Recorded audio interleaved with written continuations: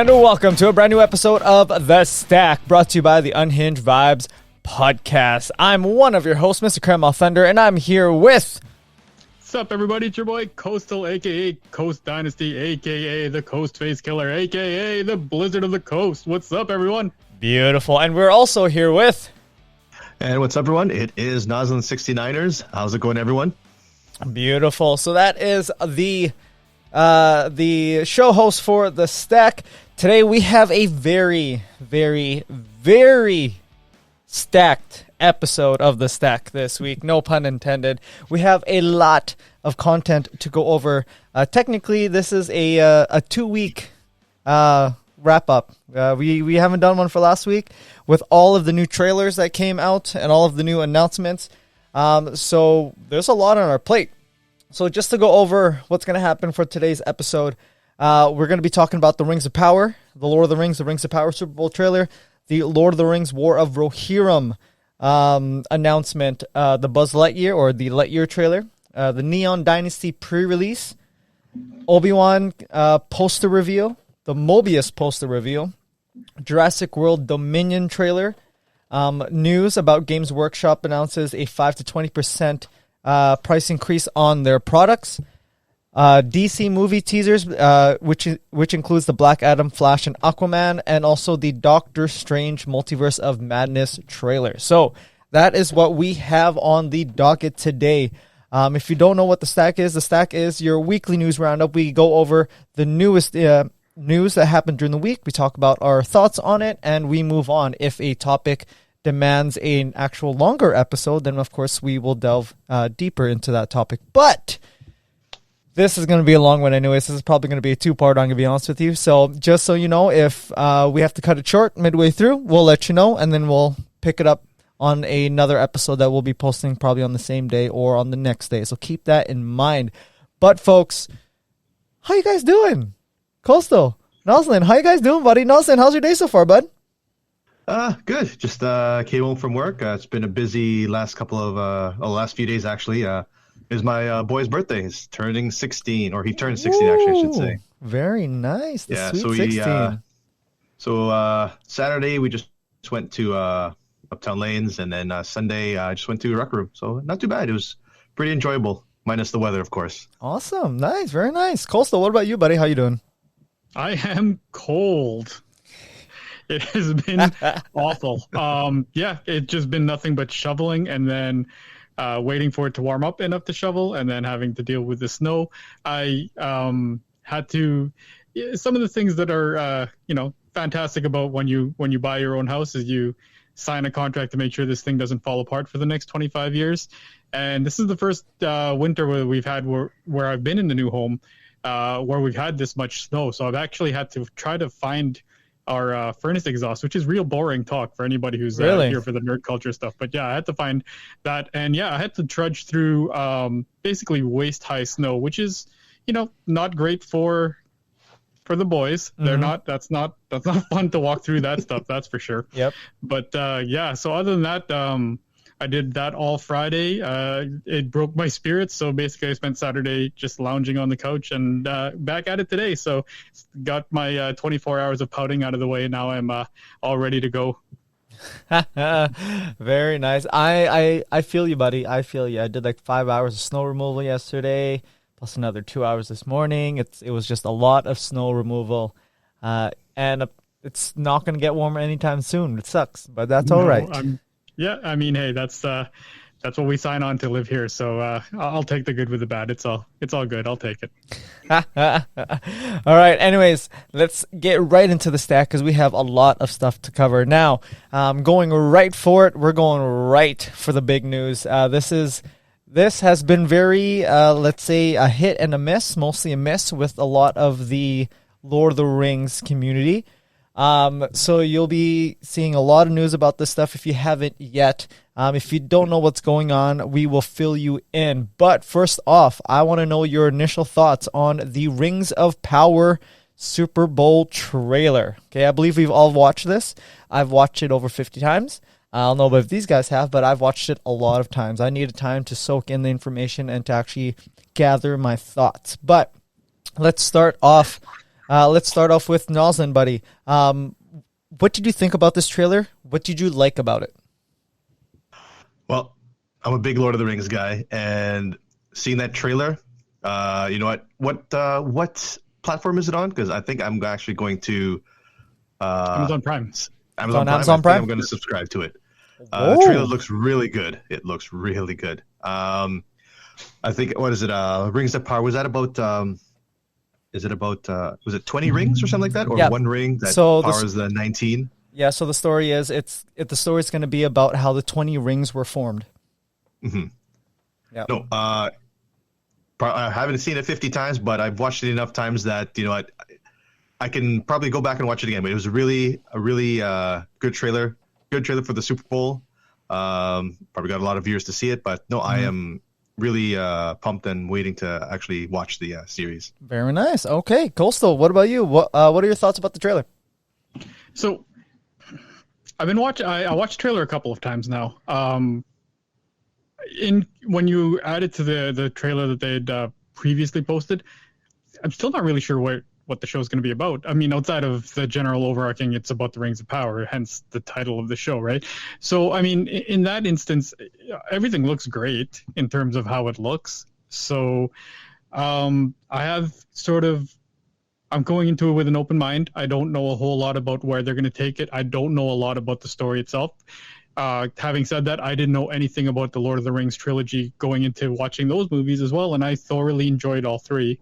So, I'm excited. I have an open mind about it. I'm not as hyped, I don't think, as Noslen is, but I think I am sort of spoiler alert and a little bit of foreshadowing. I think I'm sitting in the middle of where the three of us sit in terms of what we think of it. Mm-hmm. Some of it kind of had a little bit of that.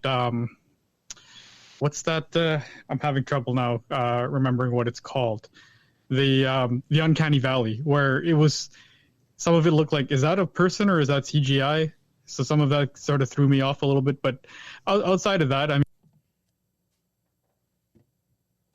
the cityscapes all look great. And yeah, I don't know. I have an open mind for it. I'm not thoroughly waiting for it like I was with Peacemaker or with Halo or anything like that. But yeah, I mean, I'm definitely going to catch episode 1 the day it comes out. So we'll see how it goes from there. I'm whelmed by the trailer right now, so we'll see how it goes. Okay. Sorry about that. I had some technical difficulties on my end. What was the last 15 seconds of what you said? All I heard was I'm whelmed. For some reason my mic cut off, and then I couldn't hear anything. I mean, after that, I just basically babbled on about how whelmed I am. So it's just I'm not overly excited, but I'm also looking forward to it. I will watch it day one, and we'll see how it goes from there. Very nice. Okay.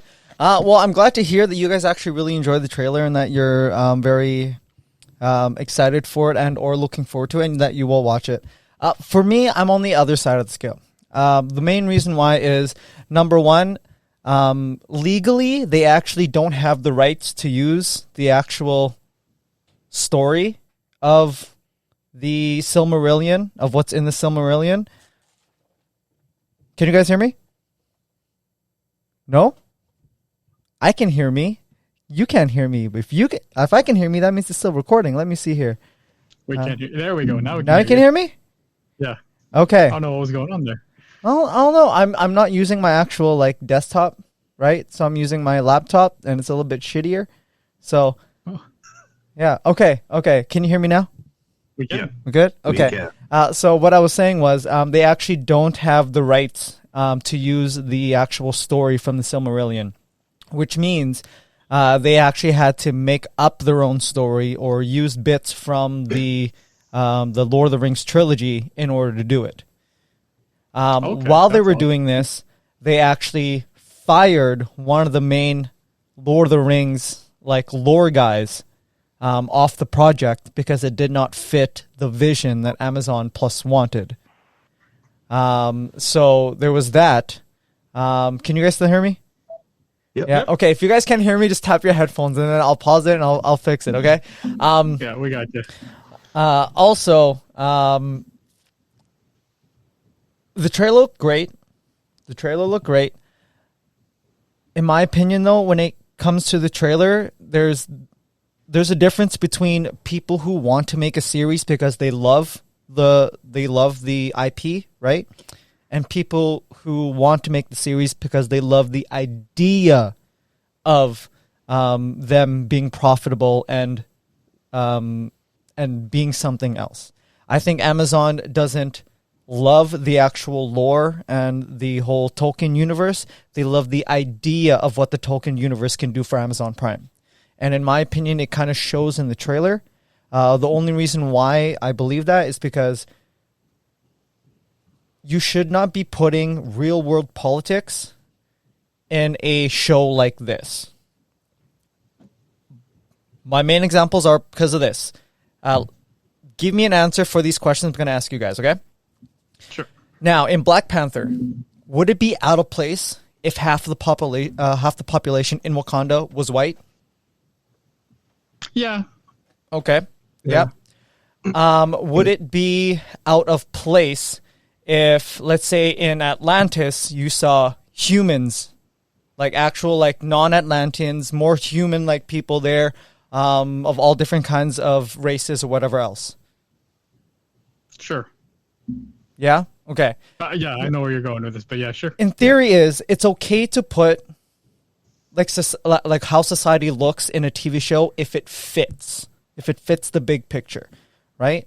Tolkien wrote the mythos of Lord of the Rings based on Anglo-Saxon mythology and history, right? So essentially, you won't see people of color. I'm going to be honest with you. You won't see people of color, right? And I'm totally fine with that because it doesn't matter, because when you see men of the West, when you see elves, when you see dwarves, I don't look for color, right? I see men.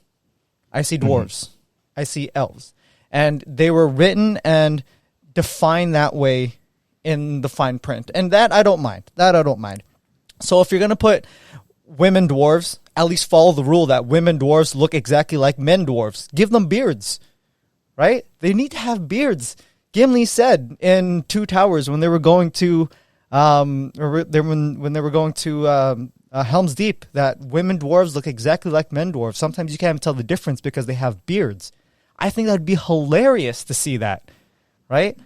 Also, like, if you're going to have different color elves, have you ever seen a short-haired elf before? Ever? No, but we've never actually seen a young elf, right? We've never seen a young elf before. But in the Most of those elves trailer, are a couple hundred years old. in the trailer, they're already 5,000 years old in the trailer. Elrond and Galadriel, they're 5,000 years old in the trailer. In Did Lord, they have short hair? I didn't even notice that. Elrond had short hair. The black elf had. I know. I noticed he had. I'm had like, short hair. give the guy some long hair. That's what makes elves elegant. That's what makes, at least follow like the outline of it. I don't care if you change the skin color or whatever else, but don't change the culture of what the elves are, the culture of what the dwarves are. For me, I don't care if you change the skin color. I really don't care, but don't change the culture of what the actual race and or like people are. That's for me, that's what bugs me. I'm like, dwarves are supposed to look a certain way. That's why they're called dwarves. Elves are supposed to look a certain way. That's why they're called elves. Also, there are no hobbits in the Second Age. Hobbits only come up midway through the Third Age, and there's hobbits in the Second Age of this show.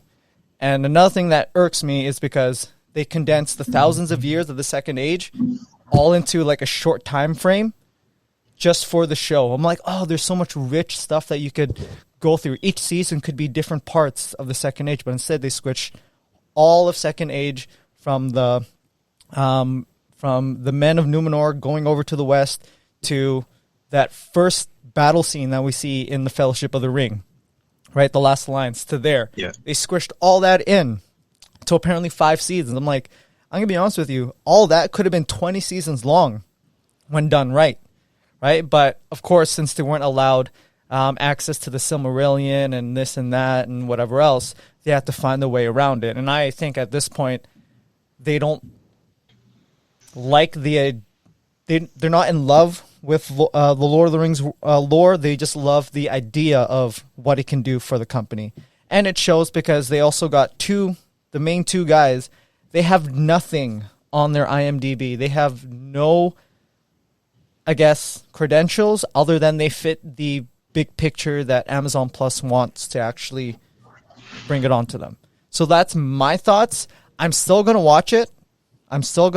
Because even if they put politics into it, I'm going to try and shift that out and just try to enjoy the Lord of the Rings lore that is left in there, right? Because the reason why I watch Lord of the Rings every single Christmas is because it brings me back to Lord of the Rings. It brings me back to Hobbiton. It brings me back to Gondor, right? And that's the feeling that makes me all warm and fuzzy on the inside and makes my butthole tingle, you know? Like it's that it's that feeling, you know? So if this show can give me that feeling, which I do hope it does. I'm going to be honest with you. I do hope it gets me excited eventually, right? Maybe it's just how they frame the trailer, you know, this and that. Mm-hmm. But right now I'm very on the edge, leaning on the no side, only because like it's been ratioed on YouTube and on other like sites where the dislikes are twice as much as the likes. Not to mention some of the stuff that Amazon has put out. They're talking shit to fans, and they're calling a lot of people a lot of negative things. Which in my eyes, if you're a publisher and you want to focus on making, let's just say, a Star Wars movie, like trilogy, right? And you shit talk the fans of Star Wars, but then you also want them to come to your movie, that's also very bad way to advertise your movie, in my eyes, right? That's like saying Magic the Gathering, they made this Magic set, but then they start to shit talk that Commander players are the worst players in the world, that they're lazy, they don't want to buy products because they just want to buy a single card and keep the same deck for years on end, but then expect them to buy all the products and this and that. I'm like, you can't do that. You can't do that. And that's what Amazon is doing, unfortunately.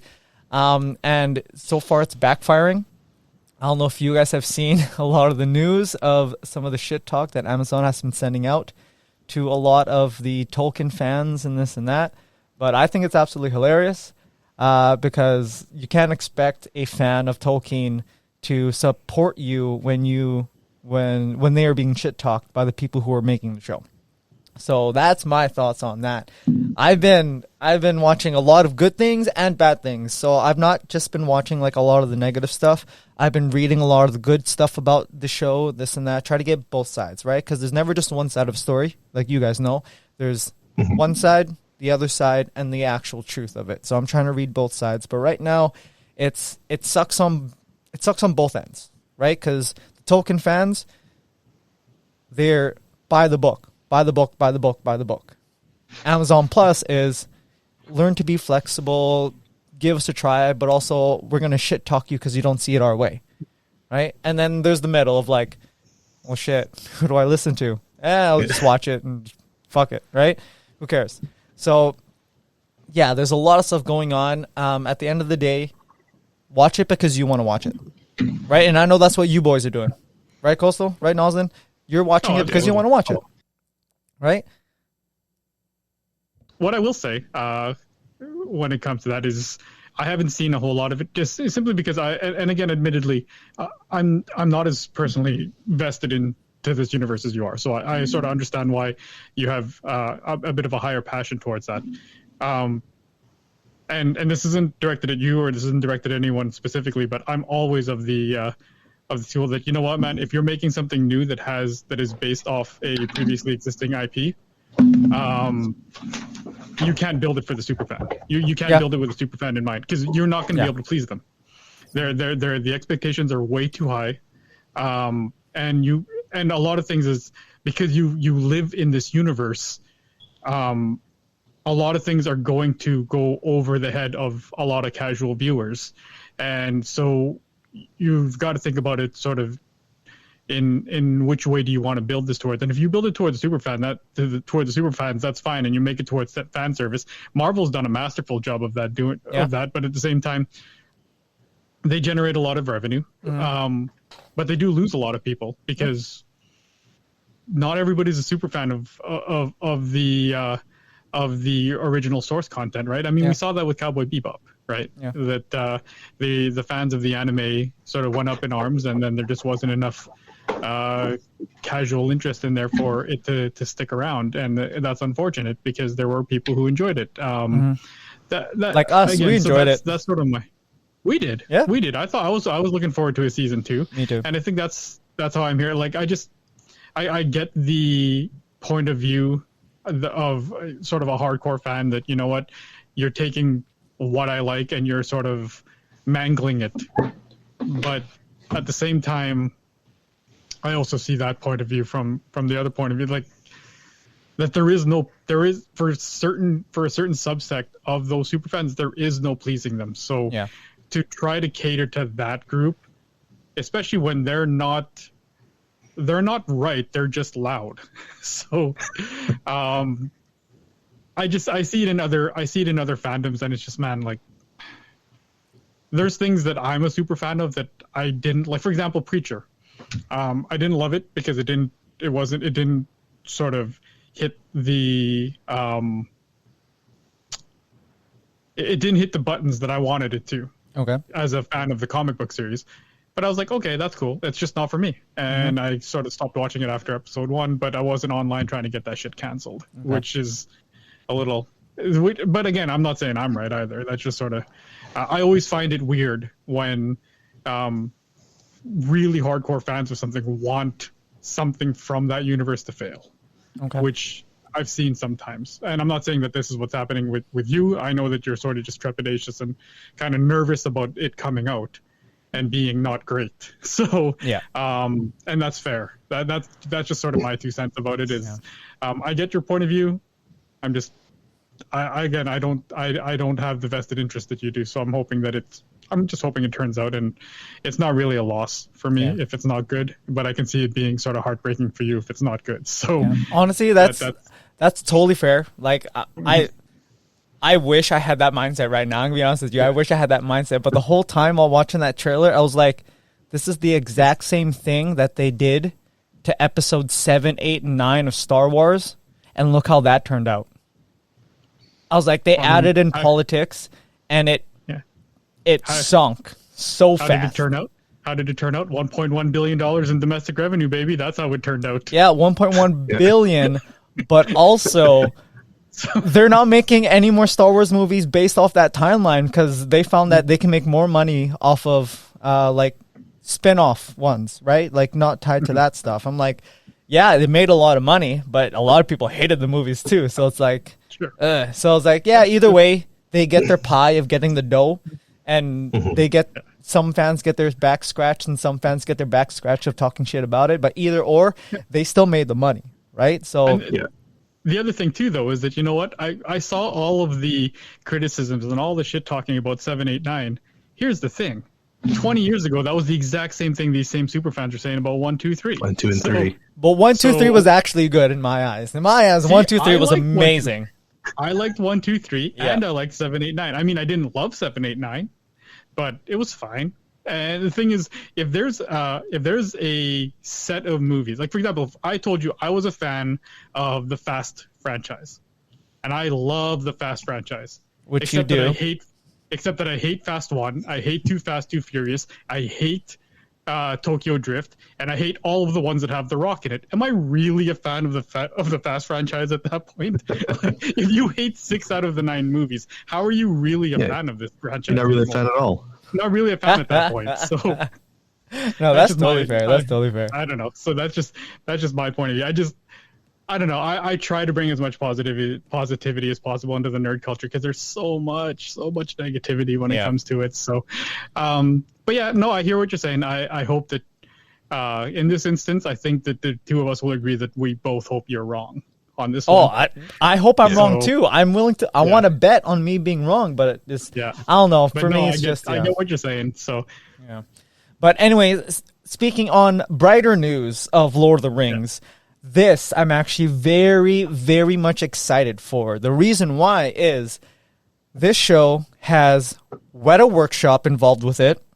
It has the illustration artist and I believe the main concept artist that was on all 3 Lord of the Rings movies plus the Hobbit movie. The main executive producer of Peter Jackson and his movies. You guys can't hear me? They can still hear me. Give me 1 second. Let me know when you guys can hear me. Can you guys hear me? Hello. Pineapples. Okay, cool. I was screaming out pineapples. So I was saying, literally, everyone that helped Peter Jackson make his movies is involved with this anime TV show project. So this, I'm actually have very high hopes for.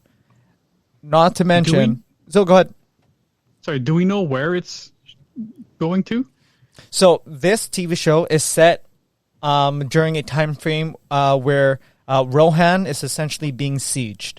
Okay, it's with Helm Hammerhand. So essentially, it's going to go over the story of how Helm's Deep got its name, Helm's Deep, right? How we're going to get a Minas Tirith scene in that TV show, right? So expect a lot of blood, a lot of violence. There's going to be Easterling and Dunlings invading Rohirrim, along with the Eastern armies with the Oliphant in there, because you saw in the concept art. So it's going to be a really good animated show.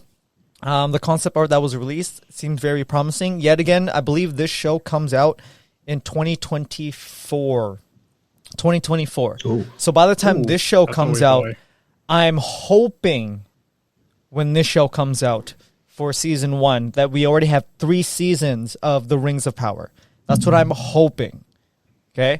Now, of course, things might change. You never know. But I'm hoping that when this comes out, there's already 3 seasons of Rings of Power, and it's gotten better by then. Just like with Star Trek, season 1 and 2 is usually shit, and season 3 is where they take off, right? So either or, I'm very excited for this project. Hold on. There we go. I know how to fix the problem. I just got to keep this little window up with that says device settings. If I keep this up, my mic works. Okay, so yeah, no, if this works, then I think we can get a lot more animated TV shows in regards to Lord of the Rings. Now, what did you guys think about the screenshots or whatever you guys saw so far? Noslen, what did you think about it? Well, you know what? The screenshots look really good, and I'm hoping with Peter Jackson and his original team, or most of his team at the helm of it, I'm hoping they can actually transpose that onto the screen. And with it being an animated series, I think it looks very, very promising that they can. Yeah, I agree. You can, in my opinion, you can do a lot more with animated just because the budget's down, so you can do a lot more, right? Cool. So, what do you think about this Lord of the Rings project? I mean, I'm excited about it. Animated stuff doesn't quite excite me to the level that live action does. But yeah, if Peter Jackson is involved, I'm definitely going to give it a shot.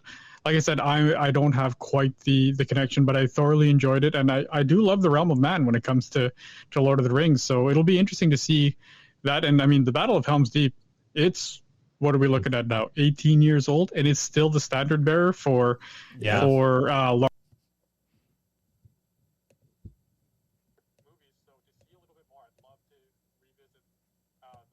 For sure. I mean, like you said, there is a lot more that you can do with animation. So, yeah, we'll see. I'm definitely excited about it. I'll be there. Do we know what streaming service is going to be on, or what channel, or where this is going to air? I do not know, to be honest with you. Or if it's a theatrical release, do we know? I think we'll find out more. Yet again, concept art was just released, so I'm assuming we'll find out more on what streaming service it's going to be on. I believe Warner Brothers has their is part of it. So I don't know where. HBO Max? Maybe HBO Max. Yeah, maybe HBO Max. So we'll see where it is. But yeah, but Warner Brothers, I believe, is helming it. So yeah, we'll see where that goes. So that's going to be interesting. That's going to be interesting. So moving on from there. So Lord of the Rings is now done. Boom. Put it in the back rearview mirror. Moving on to the future. Light speed ahead here, folks. We got the Lightyear trailer. The Lightyear trailer. Now, I don't know about you guys, but when I was a little kid, way back when I was a little kid, there was a TV show for Buzz Lightyear. And it was a really good animated TV show. Essentially, when I saw this trailer, it brought back so many memories of that Buzz Lightyear animated TV show that it gave me the warm and fuzzies. It gave me the warm and fuzzies, and I'm very excited for this. It showed a lot of new things. We got to see some action in it, right? Also some space tentacles, whatever else. But going for it, Coastal, what did you think about the Lightyear trailer that came out? So this is basically a show about Buzz Lightyear, the universe that Buzz Lightyear is in, right? Like that's basically what they're doing. Yeah. Yeah. Okay. So, because here's the thing: is that Toy Story and Buzz Lightyear himself, like I've always sort of respected that, and I've known that that's been Pixar's sort of number one shot. It's just fallen in that sort of that chasm where it was just I was a little too old for the Toy Story movies, but they came out way before I had a child. So it was in and around that middle area where I wouldn't have gotten it wouldn't have hit me quite the way, you know, Aladdin does or Lion King does or Beauty and the Beast does. So having said that, the trailer itself looks cool. Ali's in his mid-teens. He's gonna have zero interest in watching this in the theater, so this might be a Disney Plus viewing for me. But no, the animation and yeah, it looked cool. I'm in. I'll check it out, but I don't know if I'm gonna be checking it out in the theater. Like I said, it'd be weird for a 41-year-old dude to walk in by himself to Lightyear. So I'll do that for John Wick. I'll do that for the Batman. But yeah, I'm not walking into a Pixar movie by myself. So no, that's totally fair. Having said that, the trailer was cool. I'd be interested to see where it goes for sure. Okay. Noslen, what about you, buddy? What do you think about this trailer? Well, I never I think when we talked about it briefly, I didn't hear anything about this trailer, so I watched the trailer. The one thing I noticed was it's not Tim Allen. That's the one thing I noticed. So that's sort of put a little damper on it, but it is Chris Evans, so which is fine. And it's actually hard to get past that it's not Tim Allen. Really? As Buzz Lightyear. Yeah, first I just don't know why. And I think that's fair. I think that's a very fair thing to do. And just listening to Chris Evans, do his lines in there, I just keep thinking it's not Buzz Lightyear, but it is, I guess, Buzz Lightyear in his younger years, I guess, if you want to say. Yeah. So saying that, I remember Ronan really liked the Toy Story movies, and then later on, Nia got to watching a little bit of it. So I'll probably check this out of the theater with the kids to see it. But again, it's not gonna be the same for me just because again, it's not Tim Allen. Yeah, it's got secondhand Viv vibes to it, right? Yeah. It might be exactly. It might by all sort of other neutral metrics might be superior, but it's not the original. So no. Yeah. No, I totally understand. That's the first thing that I noticed. I'm like, this sounds different.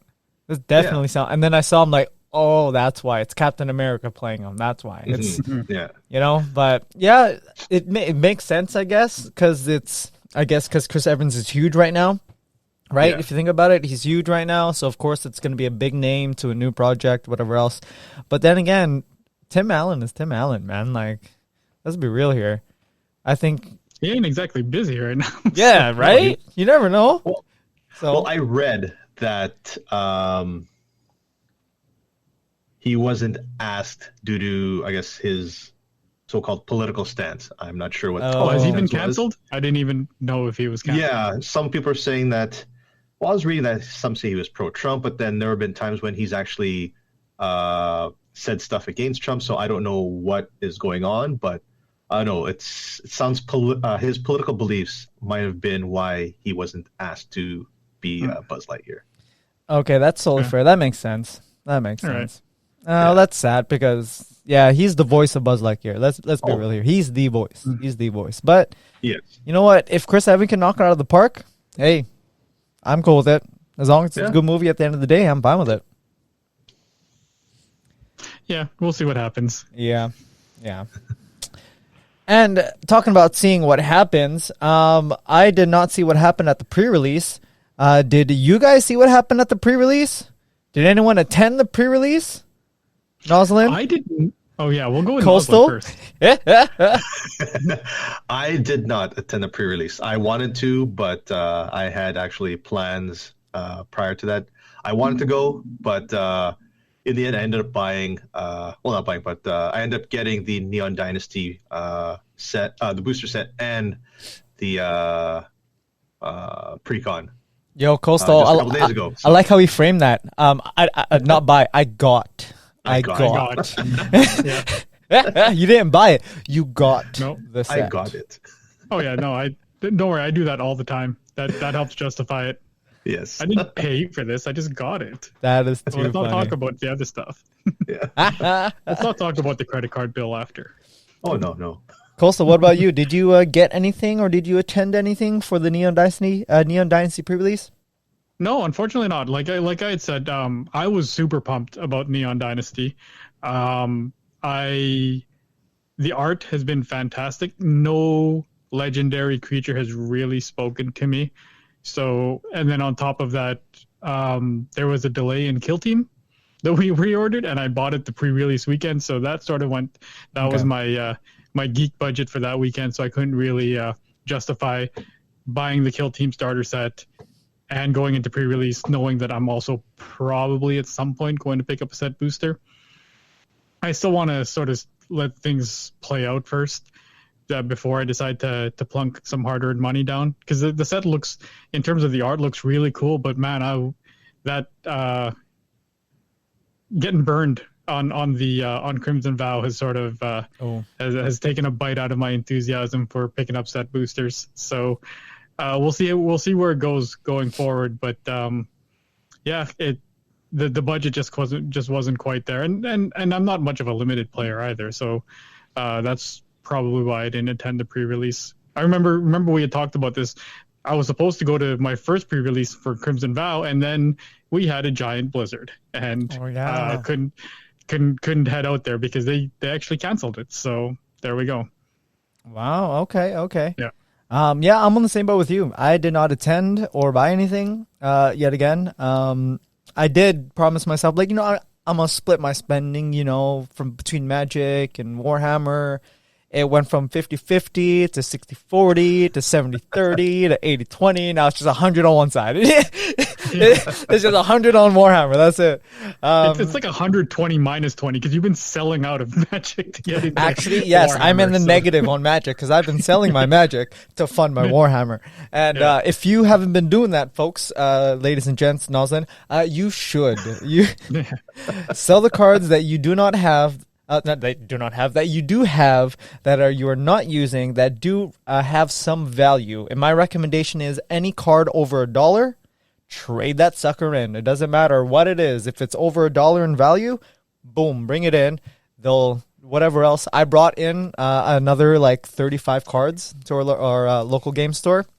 I got another $400 gift card, $400+ gift card. Thank you very much. Boom, rack it in. Don't give me the gift card because I'm going to use it in 2 seconds, save the plastic for somebody else. But yeah, honestly, my spending's been all the way over to Warhammer. If there was a set that would have got me to spend so much money on, it would have been this one. It would have been this one, 100%. And I think it was a sign from my Primark that I needed to spend on Warhammer and not Magic because the timing was just right for Warhammer. Yeah. I did not go to a pre-release. I did not buy any of the Neon Dynasty stuff. If I am though, I will buy the pre-con.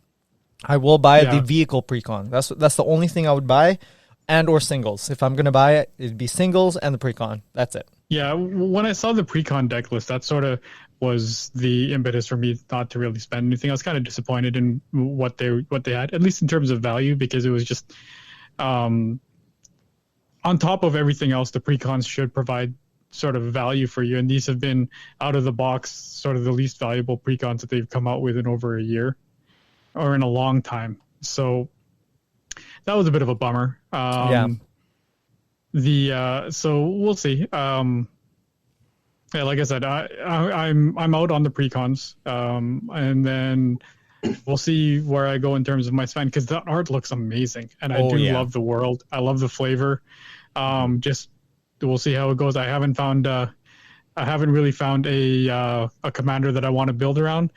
And I'm saving my money for Secret Lair Street Fighter. So I'm saving my money for the Warhammer Magic set. That's what I'm doing. Yeah. Oh well, yeah. That goes without saying. But yeah, I've never bought Secret Lair just because up here in Canada, the taxes and the duty and the exchange absolutely destroy you. Like Secret Lair is already not a great value. When you factor in every other additional cost that comes with, being from our True North strong and free, it just becomes ridiculous in terms of the cost. And I'm looking at it and I'm factoring in all those things. It's going to cost a stupid amount of money for those 8 cards. So that's, I think, what I'm saving up for. Yep. I 100% agree with you, buddy. That's why I don't buy Secret Lairs, because it's way too much. Too much. I've never bought any, and now I'm gonna have to break my streak with Street Fighter, because it's just so good, man. and Ken doesn't even look that great, but I have the sleeves, and yeah, that's my childhood right there. So I'm gonna build that deck, and we'll see how it goes. Yeah, no, that makes sense, man. That makes sense. Anything else on this Neon Dynasty pre-release stuff that you guys want to talk about, or just want to move on to some more Star Wars news? I want to ask Noslen, how did your box go? Any good pulls? Oh, yeah. Did you pull anything nice? I did, actually. There was, honestly, to me, it was almost like I was pulling the Commander Legends box, because each pack almost had like a commander in it. Wow. So it was pretty decent. It was pretty decent. Like, if value-wise, if I were to add it up, I would say maybe I'm close to breaking even on the box. Okay. I mean, if you get there, that's great. Yeah, but no, the box, I guess what it's called, the box topper. Yeah. Was Saturo. So just that alone is a win. And it's the alt art Saturo, right? Yes, it is. Yeah. Oh. Yeah, so no, I thoroughly enjoyed the box. So to me, I think it's a win for me. Okay. Very nice. Well, I'm glad that you pulled a good box. Yeah, one of the rare few W's in Magic for Noslen over there. Very, very rare. Better than some of the guys in our group, but still very rare. Yeah. Oh, that's funny. Now he's gonna make a deck to kill us. Watch. Yeah. Yeah, that's it. Yeah. Don't worry. We'll just dominate you on the 40K field. It's okay.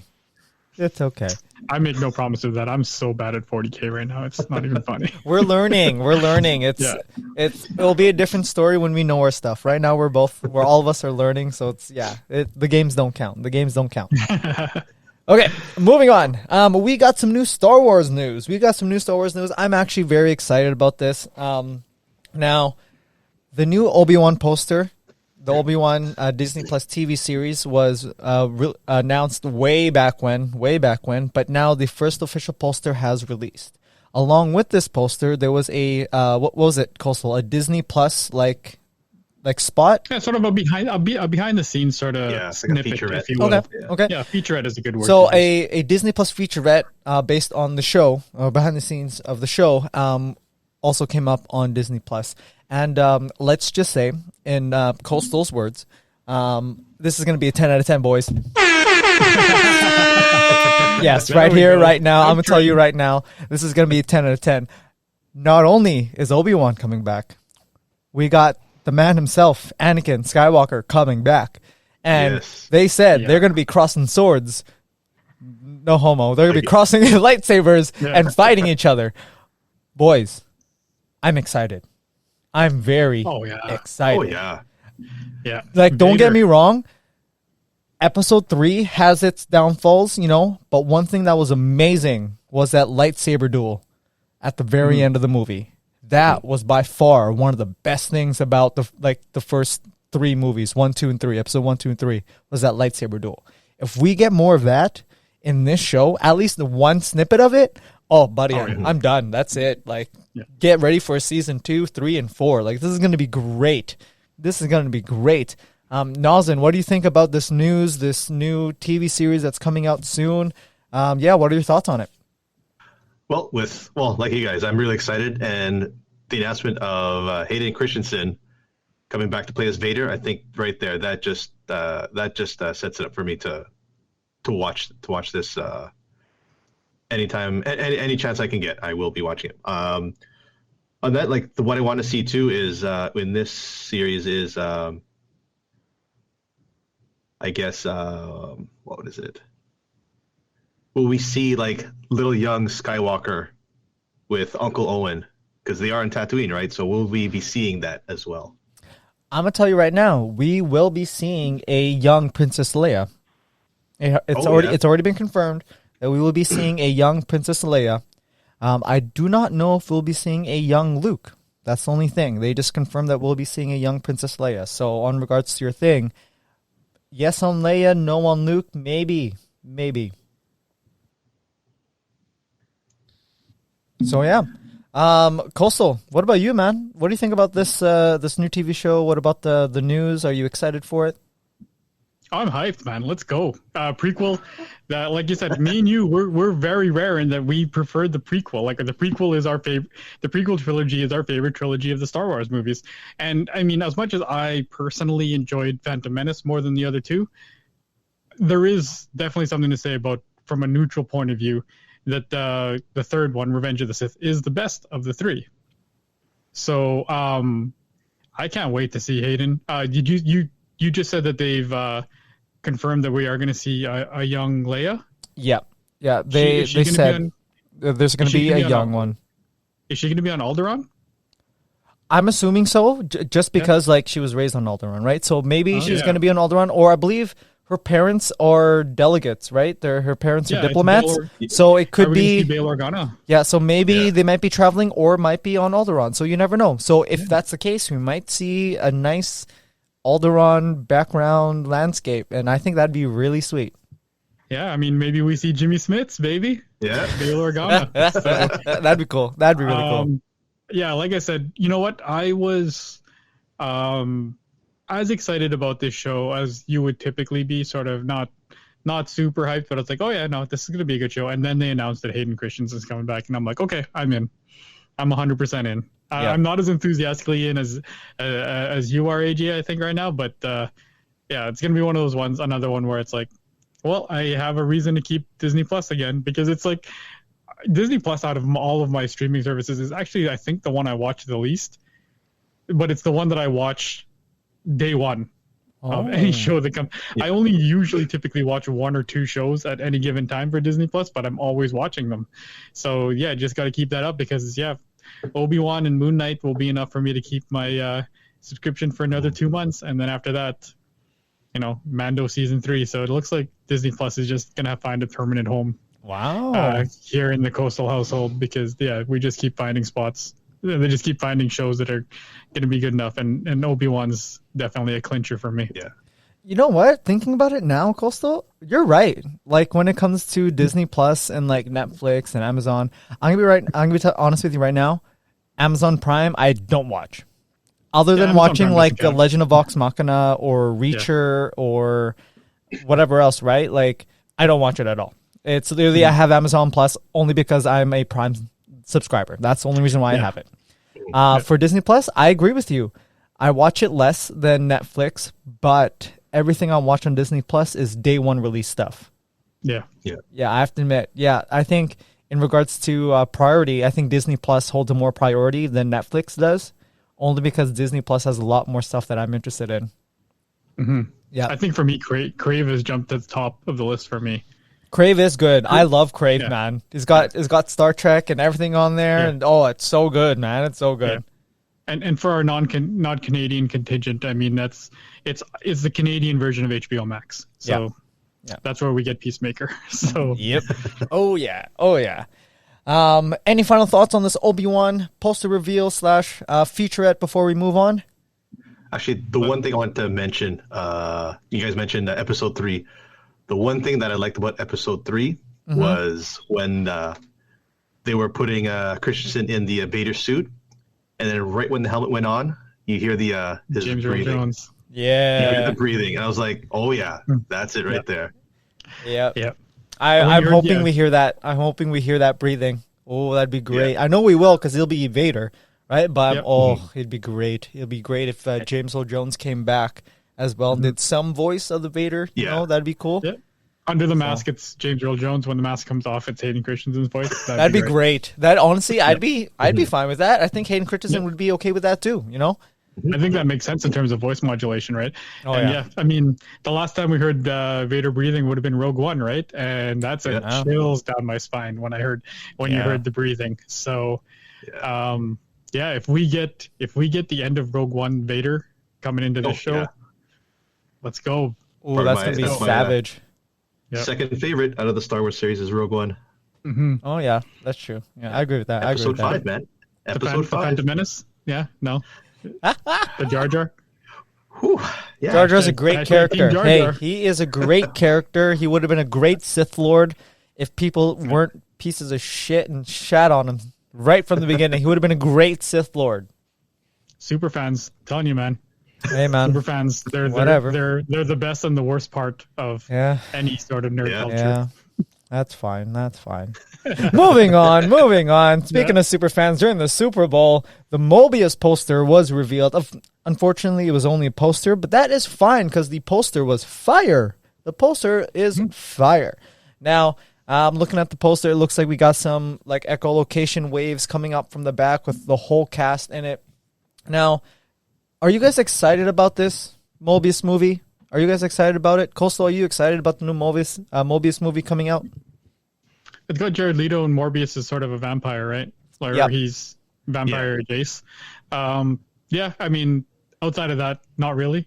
So, like I said, I've always been partial to DC. I don't know a whole lot about Morbius. So this is right there with maybe like the Venom movies. So I'll watch them if I can get around to it. I don't know if I'll be going to the theater.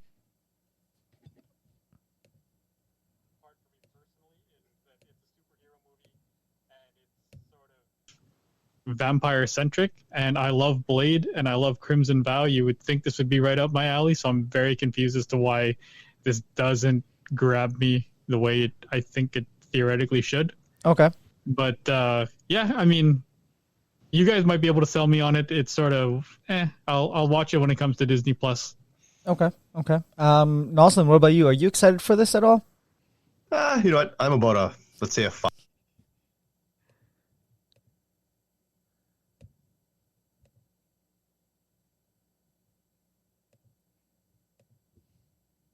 A fair assessment to him or to I can hear you guys. Yeah. All right, we're back. I can hear these guys. Buzz Lightyear's Tim Allen, and to me, like when Leto played Joker, I put him there with Jack Nicholson and then Heath Ledger, and then when he played it, it's like it's not that good. So I'll give the movie a shot. It does look good. It'll be interesting to see where they go with this movie, like what storyline they use. So I am interested. Not as hyped as I would be, but I am interested. Yeah, and I will say one thing about the whole Joker Jared Leto thing. I always thought, you know what, it's not fair to Jared Leto to say that because he didn't do as good a job playing Joker as two legendary performances by Jack Nicholson and by Heath Ledger, that to compare him to those isn't fair. But then 2019 happens and Joaquin Phoenix also knocks it out of the park as Joker. So at some point, if you're the only guy who didn't knock it out of the park with this character, that might be saying something. Because, I mean, even Cesar Romero in the 60s nailed Joker, so in a completely different way. Like this is a character that has went from campy to the darkest version possible with the Joaquin Phoenix version. And they all knocked it out of the park but him. So maybe that's saying something. As much as I don't want to be unfair to the guy, but at the same time, it does say something. It's like you said. You are now one out of the 5 people who didn't knock it out of the park. So totally. So it's like it's not fair, but like I said, I'll give it a shot. Damn, bro. I tuned back in. Y'all talking shit? Holy cow. Yet again, folks, sorry for the technical difficulties. I'm using my old, this is a 10-year laptop. This is a 10-year-old laptop that I'm using. So, yet again, I apologize for all that. But, damn, I'm actually very surprised on your thoughts about that, the whole Jared Leto thing. For me, what are your thoughts on Morbius? Yeah, what are your thoughts? I'm only excited for Morbius only because it's going to help introduce the new Blade movie. That's the only reason why I'm excited, because it brings vampires into the scene, and we all know that Blade's coming back. So this is going to be a step towards the Blade movie, and that's the only reason why I'm excited for it. That has gotten me a little more excited about it then, because as I've mentioned a number of times on this podcast, late teens Coastal had a very, very unfortunate vampire phase, and that was driven largely because of Twilight. Get out of here. He's a Cullen man. He's an Edward Cullen man. It was not Twilight. It was Blade. That is somehow not as bad. No, they're both. I mean, having your entire sort of fashion sense be dictated by a comic book movie is probably not great, especially if it's a vampire movie. So that's hilarious, man. The collared shirts and the tight necklace and the tight metal necklaces and the long black trench coats. Those, I'm glad that digital photography was not quite a thing during that phase, because you've got to find the hard copy photos, and I've got those locked up. Those aren't going anywhere. Oh, that's funny. That's funny. Yeah, that's the only reason why I'm excited for it, is because it leads up to the Blade movie.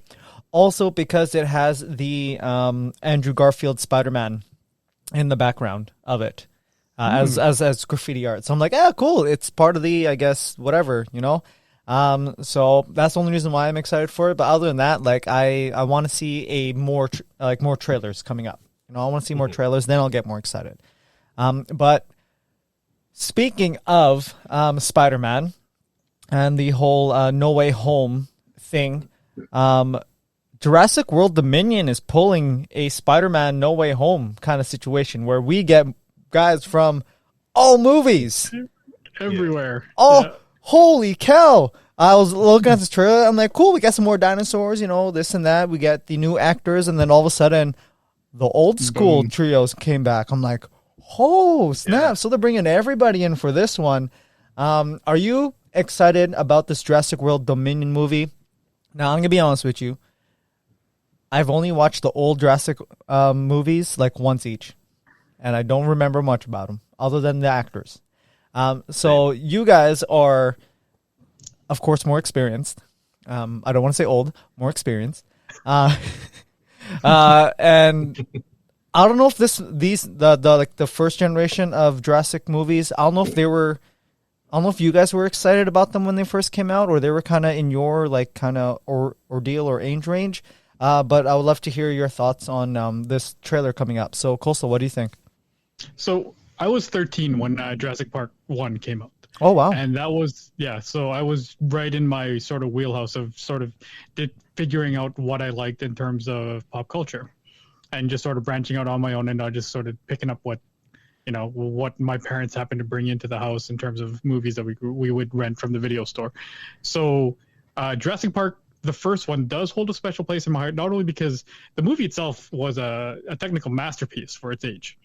93, to see those dinosaurs on screen, it was awesome.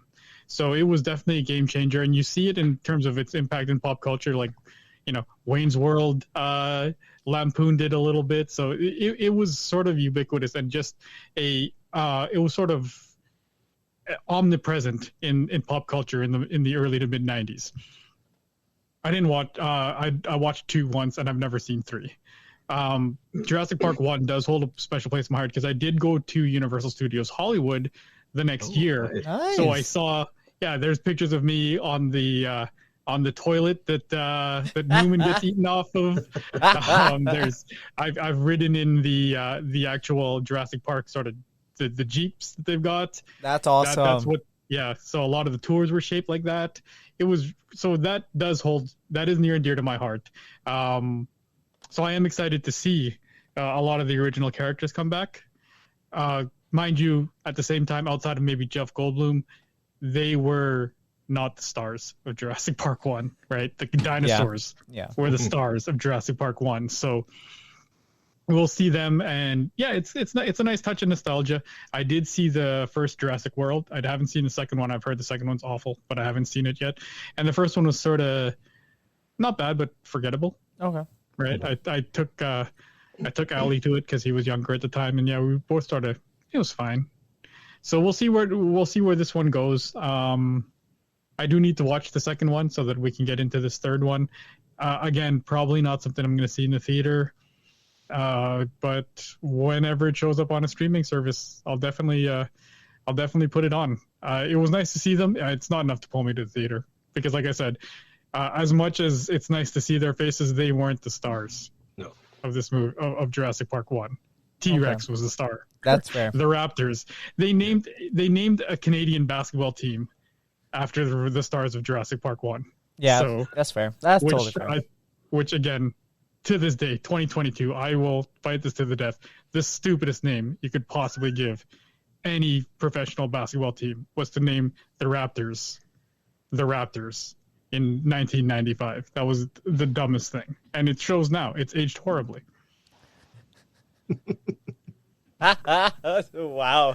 I like the name Toronto Raptors, I like the name. Yeah, well, I mean, I guess now it would be like would you like if Winnipeg got an NBA team and we called them the Mandalorians? Because that's about as dumb. Actually, yes. You know why? Because I would go to the stadium in the helmets. Bro, the goalie. Bro. Wait, you kidding me right now? Yo, the mascot would look fly as fuck, dude. Yeah, I guess so. He would look sick. Yo, it'd be blue and gold. It'd be blue and gold. It'd be the colors blue, gold, and white. It'd be a straight Mando. Dude, Baby Yoda is all blue and gold and white. Hell yeah, dude. What are you talking about? That's money making right there. Yeah. You probably should have picked the Washington Commanders.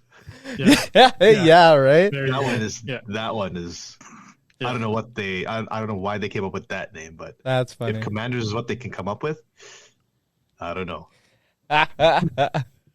Noslen, what about you, buddy? What are your thoughts on this Jurassic World Dominion trailer?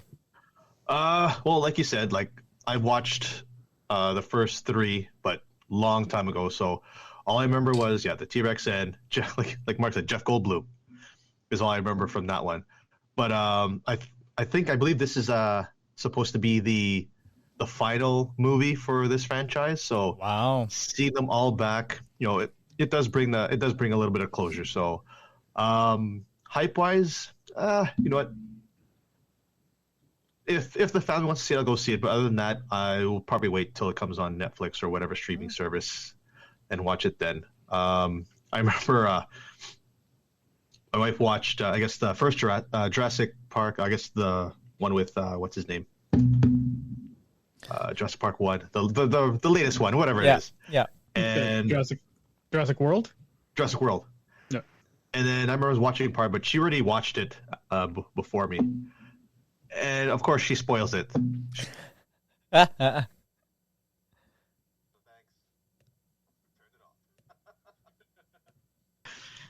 that goes. But like I said, hype factor wise, if they want to see it, we'll go watch it. But other than that, I'll probably wait till it comes on some streaming service. Okay. Honestly, I'm not really excited for it. It's nice to see Chris Pratt in the movie and Jeff Goldblum, but other than that, it's just another dinosaur movie to me. I don't know. If there's another trailer, sure, okay, sweet, but yeah, I don't know. For me, it's just another dinosaur movie. See, and that's the thing, right? Is that you were 3 when the first one came out. Did you watch any of the first trilogy?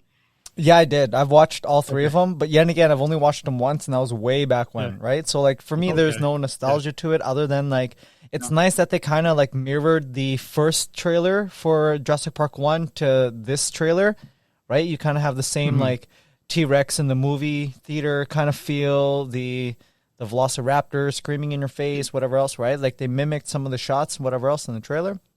But other than that, it's just I don't know. I don't have a nostalgic bone for it. That's fair enough because the one thing you were saying was it's just another dinosaur movie, which definitely is fair in 2022.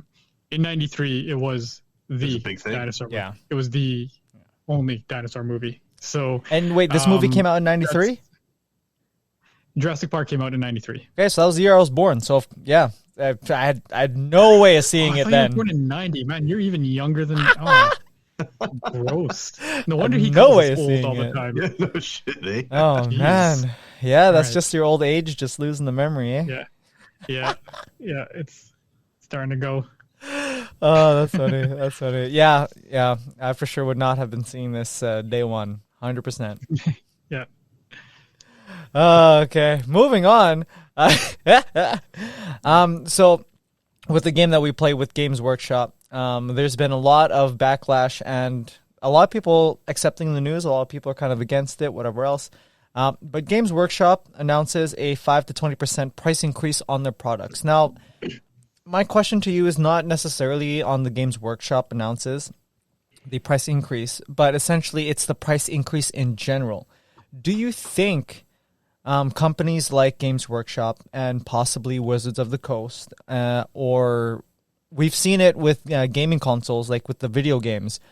Games used to be $50, then $60, then $70. Now they're what? They're $80 now, $79.99 Canadian for Pretty much, yeah. Yeah, for a new game, right? $80 for a new release for sure. Yeah, and essentially Sometimes more. it's also $80 for the digital version as well, where there's no hard copy of it. It's like, why just make it $10 cheaper? There's no hard copy. There's no whatever else. Mm-hmm. But my question to you guys is, do you think it's a good Do you think it's a good idea for companies to be doing these kinds of price increases when they want to? Because essentially the Games Workshop one, they don't need to. From how their earnings were in the last earnings report, they're actually up by a lot. They actually don't need to be doing this price increase, but they're doing it anyways.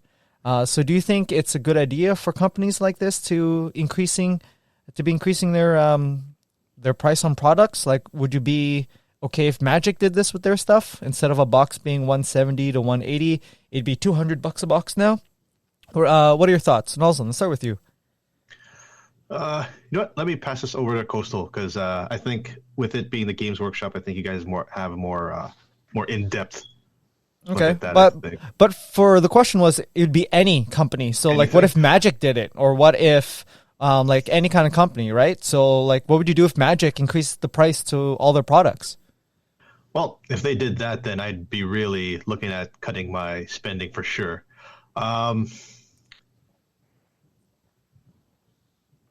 Like, I guess there's probably a reason that they're probably doing it, but to like for 5 to like 20%, like that would really, like, it wouldn't turn me off in playing. It would just, it would just limit my spending more. Okay.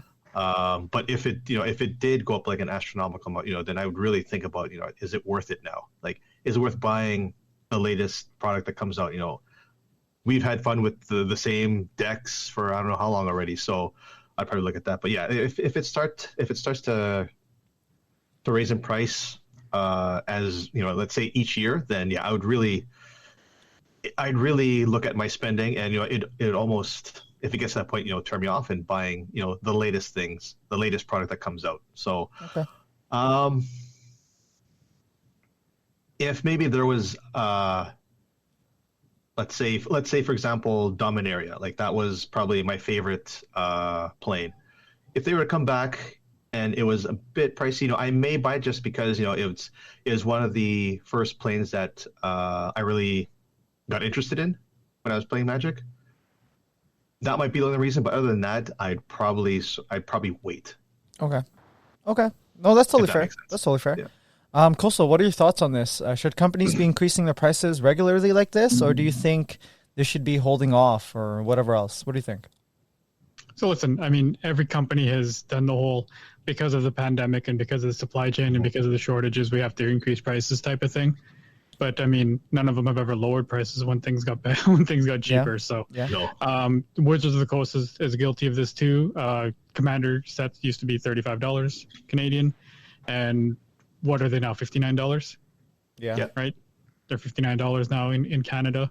So, I mean, it is what it is. I've said it before. You can price your stuff at whatever you want. My budget is not X amount of product, it's X amount of dollars. So if you are going to raise, like Games Workshop, if they're going to raise the price 5%, I'm going to be buying 5% less things. I'm not spending 5% more, I'm buying 5% less, because the money I'm going to spend is going to be the same.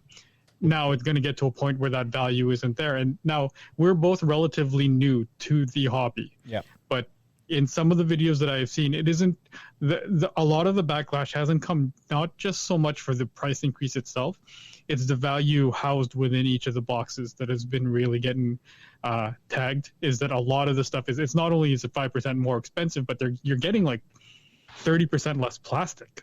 Yeah. In each of those products than you did in up or. Oh yeah, we're back. We're back. Right. It just cut off like 3 seconds ago. I'm like, okay. This is good. I want to make sure I get all this stuff. Okay. Yeah. So I mean, like, and the one thing, and we've seen it in this iteration of the pre-cons, that you know what, they're more expensive than they've ever been, and the value in terms of the value of the deck itself is lower than we've seen in years. So we're not getting that bang for our buck. And at some point, the only thing you can do as a consumer is vote with your wallet. So I am not happy to hear the news. I get it, because there is a bit of a resin shortage out there. But at the same time, you know, the 5% increase I get, the 30% in value I don't. And at some point, like Noslen had alluded to, this is discretionary spending for me. This is all for fun. This is my fun money. And at some point, if it's not fun to spend this, or if I'm not getting the fun factor that I expect per dollar, it might be time to walk away, as much as I love both of these hobbies right now. So we'll see how it goes. They're going to try to find that balance, and we'll see. Like I said, Wizards of the Coast also has generated more revenue than they ever have last year. And and I've been sort of less confident as a hardcore fan than I've ever been, in terms of, they're just pumping out product after product. There's 53 secret layers last year. So, you know, we went from 4 commander sets a year to, what did we have last year? 20? Like, it was ridiculous. And it's only going to keep going. It's only going to keep going. And so now it's just sort of my money is going to be more discreetly spent. Like I said, I'm not spending more money. I'm just buying less stuff. So I like that. 'Cause, I'm the same way. My spending's on a dollar amount, not by the product amount. Maybe one day, you know, I'll be able to get to a product amount. You never know. But being realistic, it is a dollar amount. And I say it's okay if they do this, if the value is there and it stays there, right? Like you said, if they decrease the value but increase the price, I don't really know about that. I really don't know about that. Like, just like with the commander stuff, right? If they increase the price, well, that's fine, increase your price, but then they lower the amount of value to where it's below a certain threshold. I'm like, nah, that's not worth it no more. Worth it no more, right? Yeah, like if you increase the precons by $15 but you threw a shock line in there, then I'd be fine with that. Because you've made up the value. You've made up the value. So, I think it's totally fair for a company to do it, as long as the value still holds. But it comes to a point where if it gets to a certain threshold of certain value that's not meeting the actual price, I don't think it's worth it. Yeah. So, go ahead, Kosel. Okay, and we are back. Unfortunately, I had to move over from my laptop onto my phone, and I'm streaming my Bluetooth from my phone to my Rodecaster Pro. So the quality is not going to be there. I'm never going to use my laptop ever again. Actually, I'm just gonna stick to my gaming PC. But honestly, I'd rather have a solid continuous audio than no audio at all at the end of the day. So where did you leave off at? Sorry, my apologies. No, I was just saying. I think my conclusion to sort of the value versus the price increase is that the unfortunate thing, and as much as we don't want to do this, is there are sort of less. How do I put this?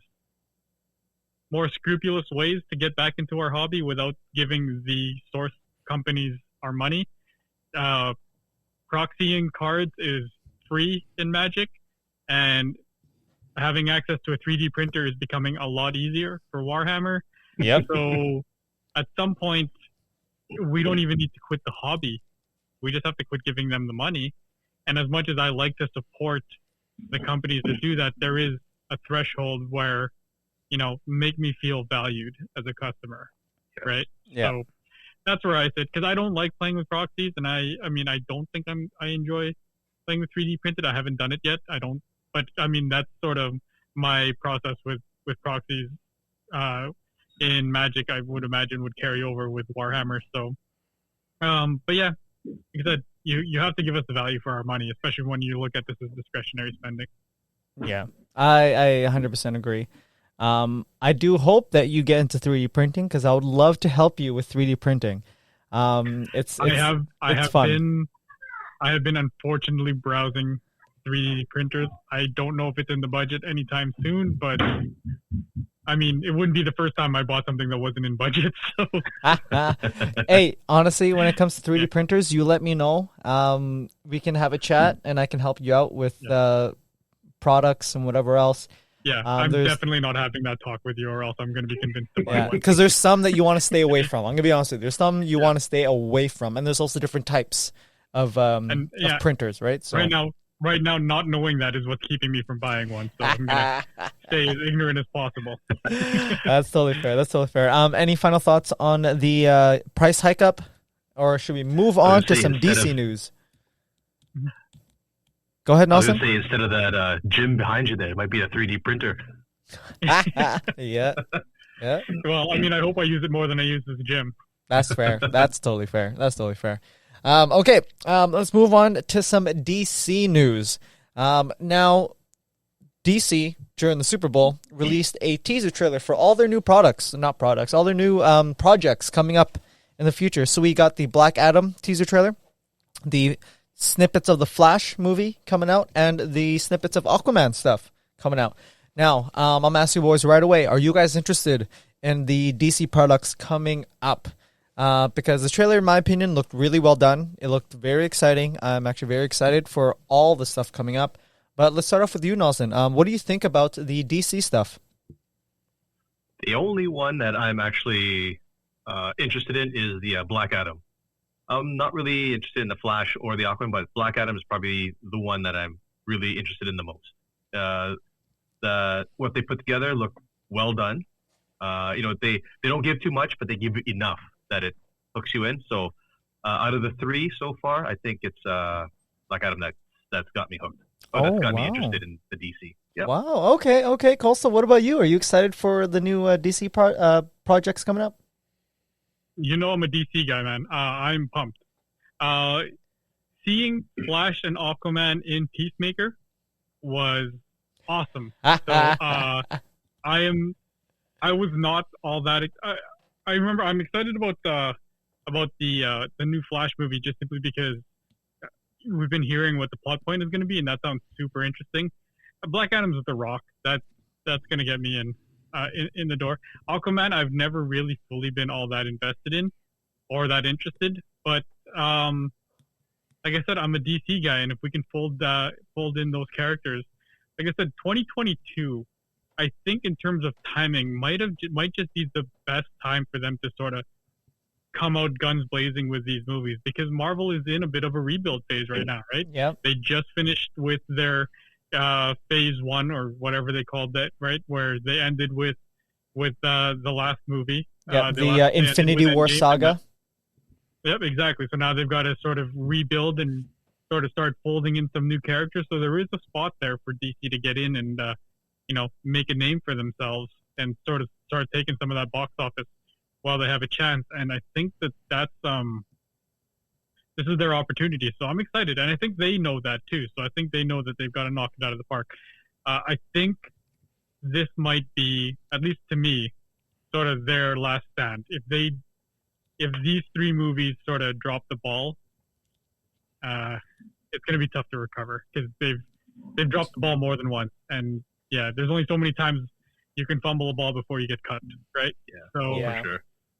So we'll see. I'm excited about them because I think that's the way they're looking at it. I'd like to hope that's the way they're looking at it. So we'll see. I'll be in the theater for Black Adam.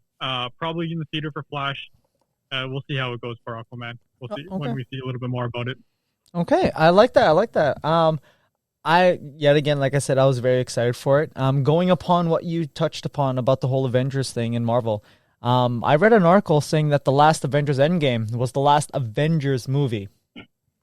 That was the last Avengers movie. So all the other movies, they're going to be different team-ups, different whatever else. So, apparently when it came to the Infinity Saga, that was the last Avengers movie, or there still might be one more, and then it was the last. But, yeah, it's... you're right. Well, Marvel is on a rebuilding phase right now, and I think DC is... They just passed their rebuilding phase, or they're at the very end side of it. Right? Yeah, now is when we start to see sort of the fruits of that. Yeah, of the seeds they've sowed in terms of like the Snyder Cut and Suicide Squad and Peacemaker. Now they've got to start sort of harvesting. What they've planted. So overall, I think it depends how the Black Adam movie starts off. I think if it starts off with a bang, then I think the Flash is going to do well and Aquaman's going to do well. Because if the Black Adam yet again tanks the box office, which I don't think it will, because The Rock is behind it, and The Rock, he's dedicated with his work, right? It doesn't matter how long he pushes it back, if it has to be good, right? Because he doesn't do subpar quality. No. I think the way that the Black Adam is going to turn out is going to build a lot of hype for the next movies coming out.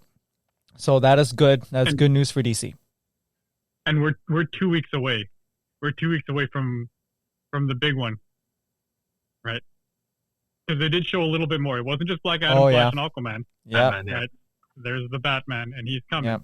So, and that marketing machine is already rolling out. I mean, we saw that during All-Star Weekend. Yeah. So they had they folded it. They folded a trailer right into the show itself, which was odd to see. So, that's pretty cool. Hey, that's good marketing right there, though. Yeah. Damn good marketing right there. They're excited, right? All right. Any final thoughts on the DC news before we move on to our final topic? No, I'm just excited. Same thing. I'm just Okay. Yeah. Last We're at one. Full capacity, so That's it'll be a full true. theater on March 4th. That is very true. Oh, hell yeah. The last topic for today's stack is going to be the Doctor Strange and the Multiverse of Madness trailer. Now, this trailer was straight madness. It lived up to the name in my eyes. This was absolutely amazing, boys. Yet again, this is a 10 out of 10 in my eyes for the trailer. This was a hype trailer. Okay, let's go to Coastal first. All right, I know you're not a Magic guy, right? But No. Did this kind of honk your horn a little bit? Like, were you kind of excited? Like, what are your thoughts? So I'm probably not going to see this in the theater. Like I said, I'm not super excited about this. I am going to definitely sort of pass priority and give my time to talk about this to you guys, because I know you guys are a lot more excited. I will say there is one thing that excited me about it, and it's going to be the one thing that I think excited you guys too. Professor X, baby. Yeah. There's a reason he was my second round pick, right? Yep. So we're bringing in, if we're finding a way to fold in the mutants, like I said, DC's got to knock it out of the park in 2022, because the real A-team for the Marvel Cinematic Universe, they're coming. They're coming, and that's their real A-team. Oh yeah. So when we see that X throw up, and we see that bald head, and we hear Captain Jean-Luc Picard, we know Professor X is coming, we know Wolvie's coming, we know Cyclops is coming, and when that team shows up, look the F out. So, am I excited about the actual movie itself? Not really. I'll let you guys talk about that, but I am excited about the prospects that it hinted at. Okay. So Okay. That's what I'm excited about. I like that. Okay, Noslen, are you excited for this trailer and for this movie? I'm excited enough that I invested my time in the first Doctor Strange and the What If with the Doctor Strange. So I just want to see how this unfolds. And I think a lot of the people that that were sort of hesitant or maybe weren't sure if they're going to watch it are going to watch it now. And also touched on it is because of Professor X. Hearing him on the trailer, I think that pretty much sets it off. And like I said, like DC's got to hit it out of the park now, because once X-Men comes in, I don't think they can come back. I don't think they can keep up or even overtake Marvel, even if they reach their peak. Because once X-Men comes in, I think it's over. Okay. But one part of the trailer, I think you're going to touch up on it, is the guy with looked like a sword. Yep. Walking out when Strange was walking to that room. You want to touch up on that one? Yep. So, from a bunch of the stuff that I've been reading into, the guy that walks in with the sword is actually Mordo, because he's got the dreads. He has the sword on his side, so it's Mordo. Now, my question for you guys is, what version of Professor X do we have? Because apparently this might be the one where he's learning to walk again. I don't know what comic book or comic book series it's from, but apparently there's one where like he uses like bionic legs and he's like walking again. So it might be that version of him. Is it the X-Men's from future past versions of him? Is it from the X-Men original? Is it so I'm more excited on what version of Professor X do we actually get? Is he on the wheelchair or is he standing? So that's my kind of thing. Also, if you freeze frame like I did, possible Peggy Carter, Captain Britain, in one of the seats. Also, what's his name? The guy in Top Gun. Tom Cruise, right? Tom Cruise? Yeah. Cruise. Yeah, Tom Cruise is Iron Man. Man, yeah. Possibly in one of the seats. Who else? Black Panther. America Chavez too, right? Yep. Yeah. So the scene where he's in there, a lot of people are saying it's the Illuminati. It's the Marvel version of their Marvel DCU version. Not DCU, Marvel MCU version of the Illuminati, where we're going to have Tom Cruise as Iron Man, Peggy Carter as Captain Britain, and everyone else. So I'm very excited. There's one thing that I really want to say right now, but it's a huge spoiler for Coastal, because he has not seen No Way Home. So oh my gosh. Okay, yeah. Oh my You god. can spoil it. Clearly, if I haven't watched it by now, that's my fault. Okay, so in No Way Home, Doctor Strange does the forgetting spell to have everyone forget Spider-Man. Mm-hmm. Yo, how bonkers would it be if a different Doctor Strange from a different from a different universe did the exact same spell, but for the X-Men and all the mutants? And that's why we don't have mutants, and that's why people don't know about mutants in our universe. I'm like, it makes sense to me. How cool would it be? That'd be wicked sweet. Doctor Strange is effing everything up. That's why it's Doctor Strange Multiverse Madness. And you have 4 different Doctor Stranges in the trailer. You got a zombie one. You got the sinister Doctor Strange. You have the evil Doctor Strange, right? And you have your regular Doctor Strange. So I cannot wait. Yet again, Spider-Man opened up the new door to multi-dimensions. This one is going to be opening that door and keeping it open for the very distant future, because I want the first family in the MCU. I want the X-Men into the MCU. People thought the Avengers were very strong and powerful. Like Coastal said, The X-Men 30 team. Move out of the way. They are the kindergarten team. Why? Because the X-Men and the First Family are coming in to dominate. They are the powerhouse. They are the strong ones in the Marvel Cinematic Universe and will be. So that's my thoughts on it. But anyway, one thing I will mention. Yeah. Sorry, one thing I was going to mention to Noslen was the guy that you're talking about with the sword. AJ mentioned was Mordo. He shows up in the trailer. Like you see him not just as a silhouette because he's played by Chiwetel Ejiofor. Yep. Yeah, he's got dreads. Maybe. Yeah. So maybe I just missed it then. Maybe I just missed it. So he does show up. I don't know. I don't know who he is. I just know the actor, and I was like, oh, he's in the movie. And then when you sort of mentioned that that's Mordo, I kind of put two and two together. I was like, oh, okay. And then sort of while you were talking, just looked it up quickly on IMDb, and yeah, Chiwetel Ejiofor does play Mordo. So yeah. Just because the way the sword was, maybe I'm looking to it too much. The way the sword was placed, it was on his back.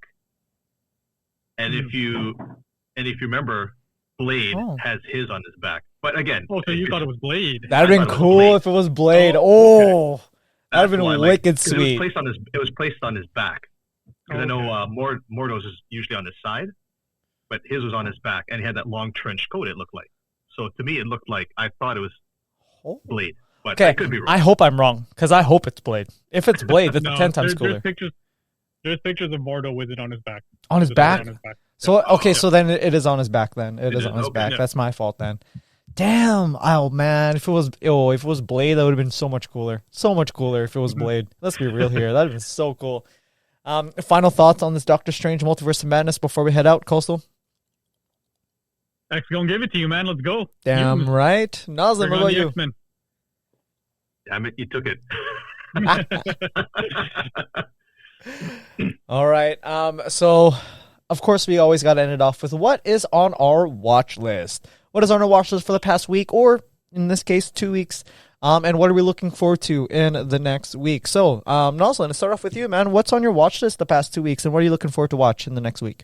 Well, this past week, I watched the halftime show for the Super Bowl. I think like everyone in my generation did. It was pretty cool. It was nice to see. It was nice to see them perform. And this might sound weird, but I was watching a lot of crowd reaction trailers. Oh yeah. You get the audience reaction. I don't know. It was just something weird, and just like especially the Star Wars one, how people were so hyped up when they saw. I think it was episode 7 when they saw the deformed Vader mask or whatever, and people were just so hyped up. So just a lot of that. Nice. And that's pretty much it for the last couple of weeks. Awesome. Is there anything in the next coming up week that you're looking forward to? You know what? I am going to try and find the Peacemaker. Ooh. That I'm going to try and find. Very nice. Okay. Coastal and I very much recommend it to you. You will thoroughly enjoy it. Same with your family. They will very much enjoy it. I'm maybe it's just me, but to me, does it seem like a Deadpool-ish kind of vibe? What do you think, like Coastal? Peacemaker? I think Peacemaker's better than Deadpool. Oh, shots fired. Shots fired. I don't even think it's close. Yeah, I think the difference is that they're both absurd universes, but Deadpool is trying to be funny, whereas Peacemaker just happens to be funny. I like that. Like, I think that everybody in Peacemaker is taking every absurd situation as seriously as possible, and things just end up being funny. Mm-hmm. Whereas Deadpool, he is trying to be funny, funny. Yeah, which I mean is entertaining, but it's definitely a different vibe to it, right? Yeah. Like, so. Okay. I gotcha. Yeah. Deadpool is a funny guy. Peacemaker is a stupid guy who happens to be funny. I like that actually. That makes sense. That makes sense. Okay, Coastal, what have you been watching the past 2 weeks, and is there anything in the next week that you're looking forward to? So I'm going to expand it a little bit from not just the watch list, but we'll do a watch list / read list / listen list. Yeah, okay. You put me on to Vox Machina. Yeah! And thanks to you, there was one day of work where I went on like an hour and a half of sleep because I watched 6 straight episodes of Vox Machina, and I started it at like 1 a.m, which was really dumb. Nice. So yeah, I didn't get to sleep after. I've got to watch the last 3 episodes that have just sort of come out, but as a guy who is not at all a D&D person, I really enjoyed Vox Machina. It was awesome. It was really entertaining. Noslen, I don't know if you have Prime Video or not, but I do recommend you watch Vox Machina as well, because it's been great. I love it, and so that's where I'm at in terms of my watch list. So yeah, I guess what I'm looking forward to watching is 7, 8, 9 of Vox Machina.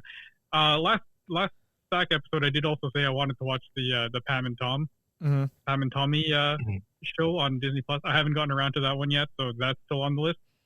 In terms of read list, I bought the Humble Bundle that came out for Warhammer. No way. So there was 23 ebooks for like $25, and all the money went to charity. Yeah, and so I'm reading Devastation of Baal right now. Nice. Which takes place on the Blood Angels' home planet, or at least their paternal planet, if you will, for their that's where we found our Primarch, Sanguinius. So that's the book I'm reading right now, and then sort of in addendum to that, my listen list. When I go for a jog or when I'm doing my cardio workouts, I've been listening to the Warhammer audiobooks, and I just finished. How am I forgetting the name of the book? I just finished the second book, which is sorry, give me a sec. Yeah, False Gods. I just finished listening to False Gods, and now I'm on Galaxy in Flames. So I've just started that. So we'll see. I mean, we're starting to see the descent into madness for Horus. The entire series is called the Horus Heresy. We're starting to see where that heresy began. So I'm pretty excited about that. We'll see where it goes. That is wicked sweet, man. Okay. For me, I finished Vox Machina. Okay. Amazing. That's the season ending, right? Yeah. The season ends on episode 9? Okay. Yeah. Amazing. And then I'm watching Reacher on Prime Plus. Oh. That is a really good show, boys. Holy cow. That is a great show. Reacher. I recommend it to all of you. Very good show. I caught up with the newest season of Discovery, Star Trek Discovery. So I literally watched like 10 episodes, I think 8 to 10 episodes, I think. Maybe, 10 episodes of Discovery yesterday. That's season 3? Season 4, I think. 4, okay. I think, season 4, I think. Yeah. Season 4, Discovery. And then what else? What else did I watch? Nothing really. Mostly YouTube stuff. A lot of, yet again, more Warhammer stuff, Warhammer lore, this and that. I do want to transfer my files of the Horus Heresy, at least book 2, 3, and 4, from my desktop onto my Google Doc, so I can download it onto my phone. Yeah, is that what you do, Coastal? I just downloaded it directly to my phone. Yeah. Okay. Yeah. So I'm just gonna find a way to download it. I use AIMP to play MP3s, and that's just how I do that. Okay, nice. Yeah, I'll figure out a way to download onto my phone because I take the bus to work now. Okay.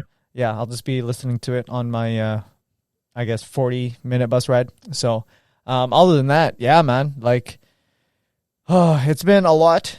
Just because I haven't been able really to watch stuff just because of work and studying and this and that. But when I do have a time to watch things, man, I binge the shit out of it. But anyways, I thought this was going to go for 2 hours long. It's only been 1 hour, 38 minutes. So this is actually pretty good. This is actually pretty good. Not bad. Yeah. Right? Yeah. Anyways, folks, thank you guys for listening on this episode of The Stack. That is the wrong button, but but look what happens when we take a week off. Exactly. Coastal, where can people find you? You can find me at Coast Dynasty on Instagram. That is COASTDY Nasty. Noslen, what about you? You guys can find me at Instagram at Noslen69ers. That's my name backwards, 69ERS. Beautiful. You can find me on Instagram at Caramel Thunder, Caramel with 2 L's. You can find all of us on our Instagram page at Unhinged Vibes. If you're listening on YouTube, thank you so much. Make sure you like, subscribe, and comment on our videos. If you're listening to your favorite podcast provider, make sure you follow us on there as well. Our website is in our description. Other than that, folks, we want to make sure that you have a safe and wonderful, for us, long weekend for the Canadians. But other than that, safe and wonderful week. We will see you guys next time on the Unhinged Vibes podcast. I can't talk right now, boys. It's been a long 2 weeks. Anyways, long 2 weeks. Oh my god, I'm failing on this outro. Anyways, yet again, See you guys next time. Have a good one. Goodbye.